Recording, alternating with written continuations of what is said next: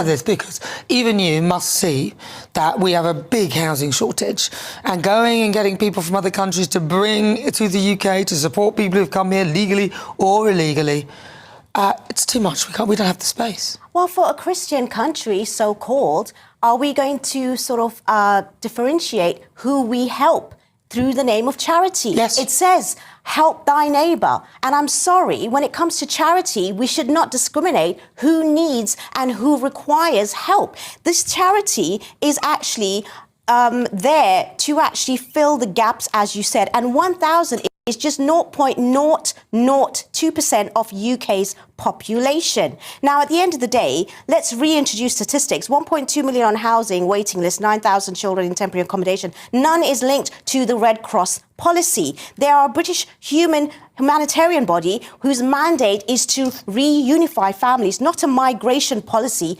implementation. Their support does not create systemic issues. How do you know that? This has nothing to do with that. Well, of course it does. It's the failure of the Home Office, and especially the 28-day move-on deadline. Now, this is proven to push refugees into destitution within weeks. And at the end of the day, again, do we now discriminate? Oh, who are we going to give in charity? And again, these are not something that we should be talking about when it comes to charity registered, regulated, governing sort of bodies who are there to fill the void of the state. And this is really quite shocking, because I tell you what's shocking. I will tell you what's shocking: seeing our veterans on the streets, looking at our own homeless people. There's all types of charities out there. You can't stick on one. And you know what? People are feeling that they are being felt like second-rate citizens in their own countries. They are not being helped. The charities shouldn't be doing this when with what's going on with our own people. The first order of any government is to look after its own people.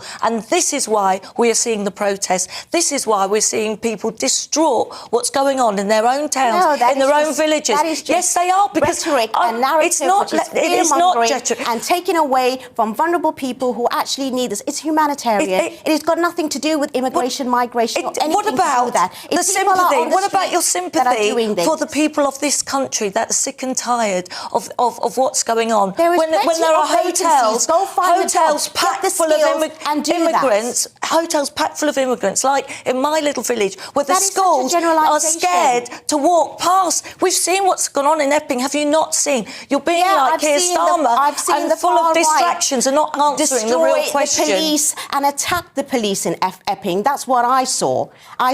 That's what I saw. Do you not understand the people of Epping? Because this is what's worrying about, sadly, people like you and this government. We have to see.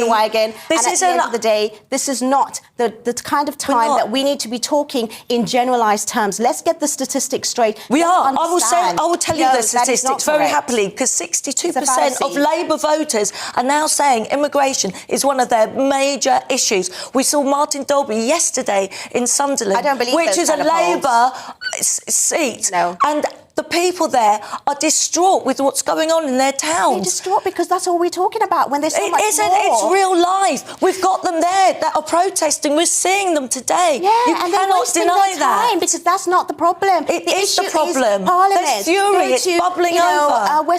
Minister, those are the people on the top wearing suits with lots of money, and the ones that are disparity of the it's the top down. You think people aren't angry when they see 1 million free healthcare passes issued unintelligent, and they don't understand statistics, and they don't understand what's happening economically. My own friend has been waiting for years to get her operation and being cancelled because of the strikes. That's got nothing to do with the migration because or they're being immigrants. put before their own people. Yes, they are. And that's why people are protesting. You have to read the room. Well, look.